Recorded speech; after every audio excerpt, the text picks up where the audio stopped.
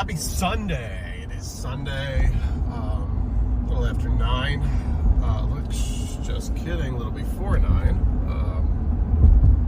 We've got behind me, I'm going to show you at the next red light because I got to turn my body. But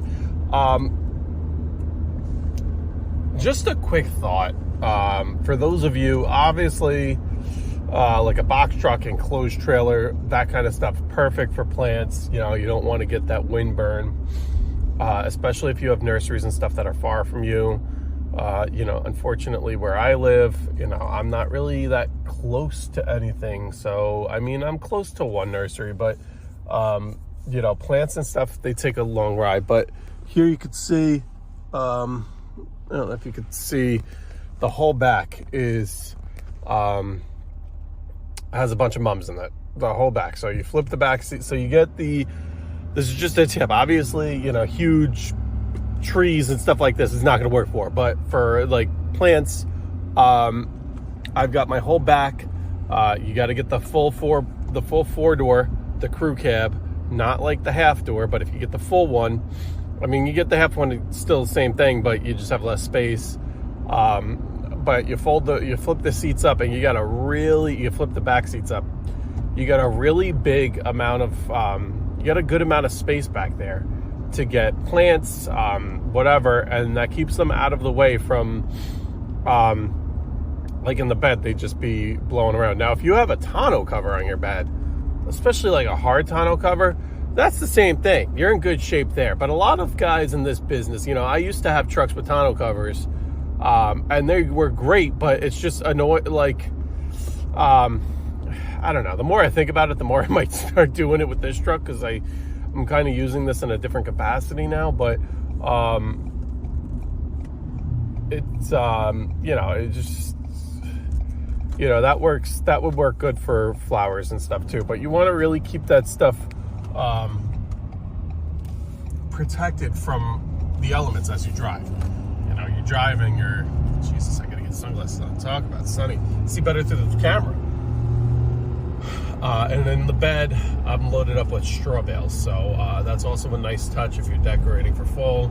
Obviously, everybody does the mums, pumpkins, whatever, but the straw bales, which are like hay bales, but they're really straw, that's a whole, you know, it's a whole argument. Everybody's going to call them hay bales, but whatever.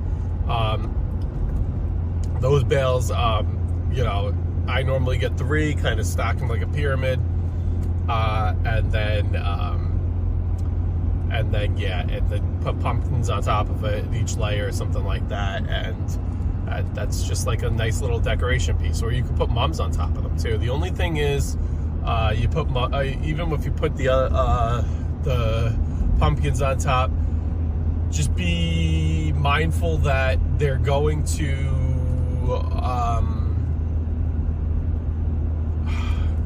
dry out. It's the opposite of dry out. They're gonna, I don't know if it's a mold, but they basically get like, they start to kind of decompose and they get nasty towards the end. So, you know, I'll have it, it's the end of September now. We'll have it obviously end of September. We'll have it all of October. I don't know if I'm not going to keep them through Thanksgiving. Thanksgiving's late this year. Definitely through Halloween. Maybe the first, the week or two after Halloween. We have a baby shower on the 10th of November, so maybe up through the 10th, through that weekend, I'll keep them. In mid-November, I'll get rid of them. But I mean, that's kind of the tentative plan in my head.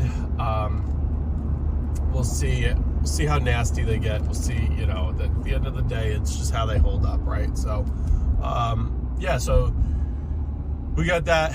Mums, you know, they come in different size pots. I got one big one, 3 smaller ones. So that was good. But for all that, it was $72 for 3 bales. They are half bales. Normally what I do is I get the full bales. I think look nicer. They're bigger, they're whatever, they're heavy, but I don't know. In my opinion, the full bales are the way to go. This place that I went to today, I went to Adams in Poughkeepsie, Adams Fair Care Farms. They only had the half bales today, which are fine. And honestly, it's easier. They shred a little less. Well, it's just less material total, so that's why it gives the appearance that they shred less. But you know, every time you do the long, you mow cut blow, you get leaves that get caught in them, then you blow the leaves out of them, and then that blows some of the straw out, and then it's like this. You're kind of doing that all season, all throughout the fall. So, but anyway, we'll get these set up. I do this below the bay window, in case you want ideas.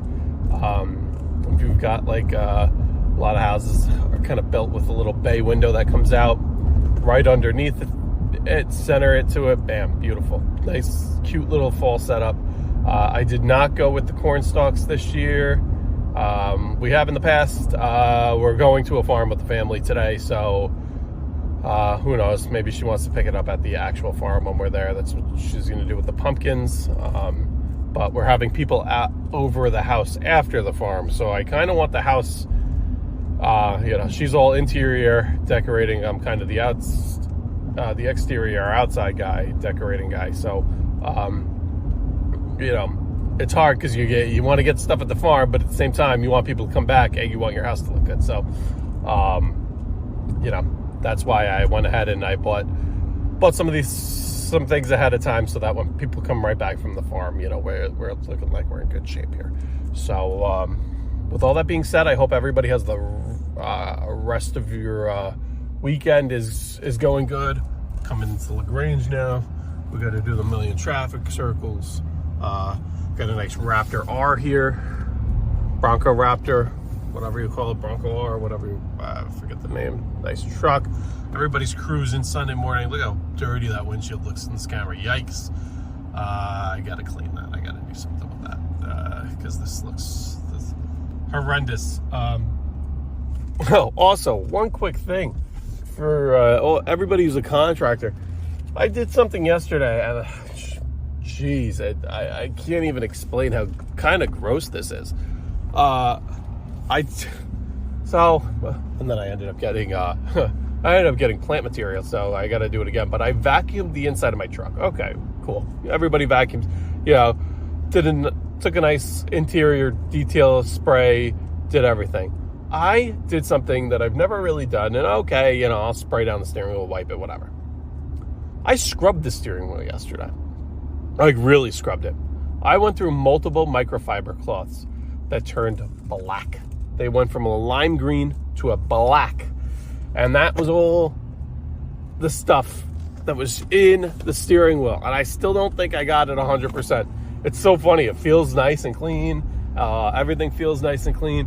But that's absolutely disgusting. And one upgrade I'm dying to do on this truck. And I got to talk to Ford to see how doable, or I know it's doable, but how to see if it financially makes sense, because if it's going to be thousands of dollars, I'm not doing it. But I'd love to get an upgraded wheel on this truck. One big downfall to the XLT Super Duties, I think they might have fixed this for 2023, not sure, or 2024, whenever they redid. 2023 is when they redid the Super Duties, right? Is the XLT pickup trucks had leather wrapped wheels. This is a vinyl wheel, and it sucks. And it freaking sucks, man. So I'd like to get a nice leather wrapped wheel,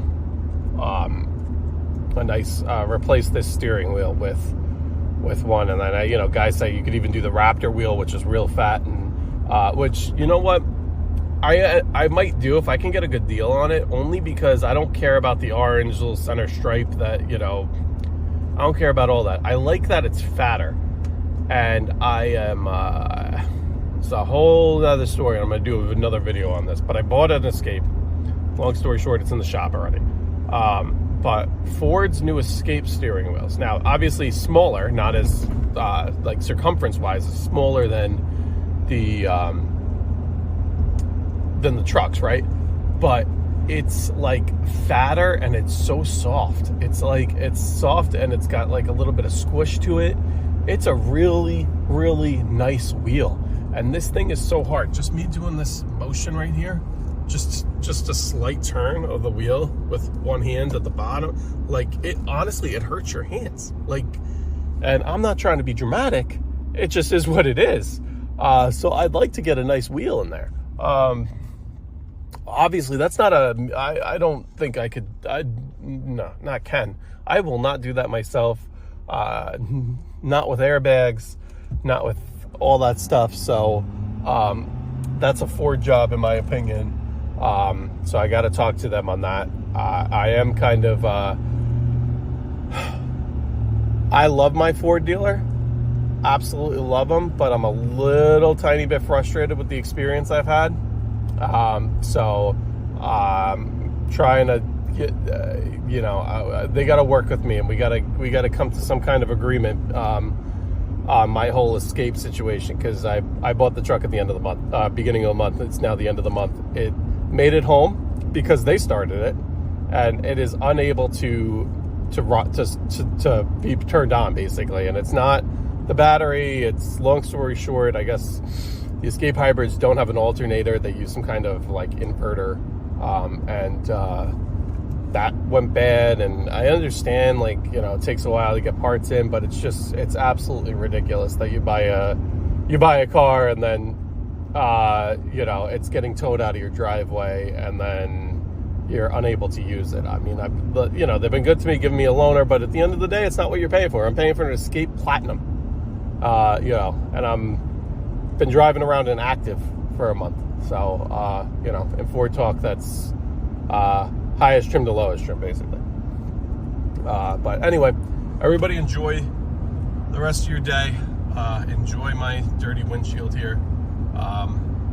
We're headed home and get decorating, clean the house for everybody to come over. Have a good rest of your weekend, and have a good week ahead. Peace.